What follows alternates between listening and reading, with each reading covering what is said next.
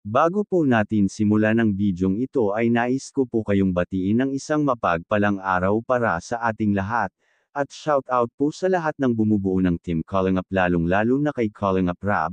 At kung bago lang po kayo sa aking munting channel, hiling ko po sana na huwag niyong kalimutan mag-like at mag-subscribe sa aking munting channel. Salamat po.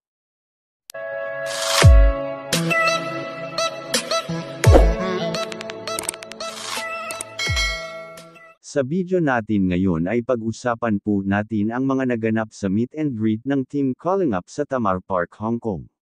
Na kung saan ay dinumog sila ng mga kababayan natin overseas Filipino worker doon, dahilan pati mga polis ng Hong Kong ay nag-escort sa kanila para makawala sila sa sobrang daming tao na pumunta sa naturang event.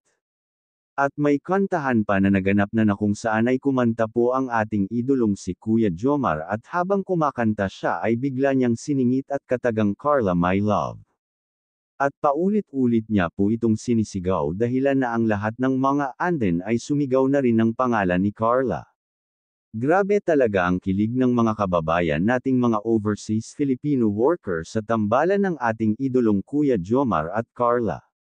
Ano pa kaya mangyayari sa susunod kung makapunta ulit sila sa Hong Kong na kasama si Carla?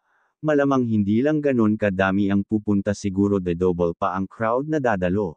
Dahil alam naman natin na grabe ang hatik ng ating idolong Kuya Jomar at Carla. Tara guys, at pakinggan po natin ang pagsigaw ni Kuya Jomar na Carla My Love, at dahil doon grabe ang reaksyon ng mga tao.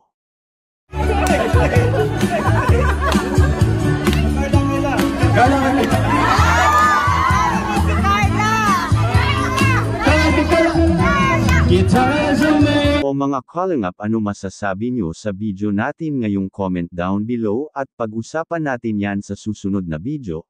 Please don't forget to subscribe Calling Up Rab, Kuya Jomar Vlogs, at ang ama ng Calling Up Val Santos Matubang.